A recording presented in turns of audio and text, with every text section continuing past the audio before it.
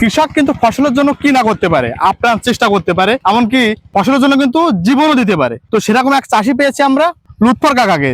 কেননা ধানের জমিতে কিন্তু অর্থাৎ পাকা ধান অবস্থায় কিন্তু সরিষা ছিটিয়ে দিয়েছিল।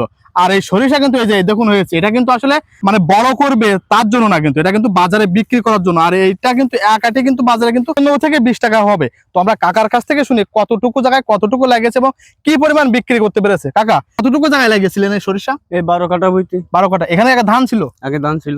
অর্থাৎ পাকা ধানের ভিতরে কি আপনি সরিষা ছিটিয়ে দিয়েছিলেন? হ্যাঁ, পাকা ধানের ভিতরে শস্য ফুটে দিলাম। এটা কি লাভবান হওয়া যায়? হ্যাঁ, আমি এই বইতে 8,000 টাকা ফুল বেচতে পারবো। ওরে বাবা রে, 12 কাঠায় 8,000 টাকার ফুল কয় মাসে হবে এটা? এটা তো ফুল কয় মাসখানে মাস রেখে মাসখানে। আর এখন তো ইরি ধানের মৌসুম, এরপরে এখানে আবার ইরি ধান লাগানো হবে। অর্থাৎ এক জমি থেকে 3টা ফসল পাচ্ছেন। 3টে ফসল। এই কিন্তু হচ্ছে কৃষকের বুদ্ধি। এই কাটি আবার এতে আবার ধান লাগাবো। এটা অর্থাৎ এই যে ফসল, এটা কিন্তু উঠে যাওয়ার পরে কিন্তু এখন কিন্তু ইরি মৌসুম, অর্থাৎ এটা উঠে যাওয়ার পরে কিন্তু এটা কিন্তু চাষ দেওয়া হবে, তারপর কিন্তু ইরি মৌসুম লাগানো হবে। তাহলে একই জমি থেকে ইরি ফসল কাটিয়ে আবার আমন ফসল লাগাবো। আবার আমন, তাহলে একই জমি আমন আবার এই শস্য বীজ বুনিয়ে আবার বুনে দেবেন। এই যে 12 কাঠা জমি, এই 12 কাঠা জমি থেকে কিন্তু এক সরিষা ফুল বিক্রি করতে পেরেছে 8,000 টাকা, তাই তো? 8,000 টাকা। 8,000 টাকা। আর আপনি যদি ধান লাগান তাহলে কেমন আসতো? এটা ধান লাগালি দেখা যাচ্ছে 8 কাঠার ভিতরে 12 মণ ধান হবে। 12 মণ। তো 12 মণের দামই ধরলাম 12,000 টাকা। 12,000 টাকা।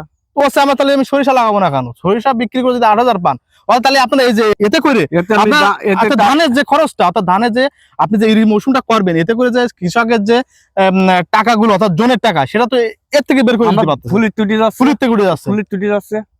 তা ভিউয়ার্স, আমি বলবো যে আপনারা আসলে মাথা খাটিয়ে কৃষিতে কাজ করুন, তাহলে কিন্তু আমাদের কৃষিকে কিন্তু আমরা এগিয়ে নিয়ে যেতে পারবো। তা না হলে কিন্তু অন্যথায় কোনোভাবে কিন্তু সম্ভব না। যেমনই করেছে লুৎফর কাকা, যে একই জমিতে কিন্তু 4টা ফসল পেয়ে কাকা কিন্তু এগিয়ে যাচ্ছে, তাহলে আমরা কেন করব না?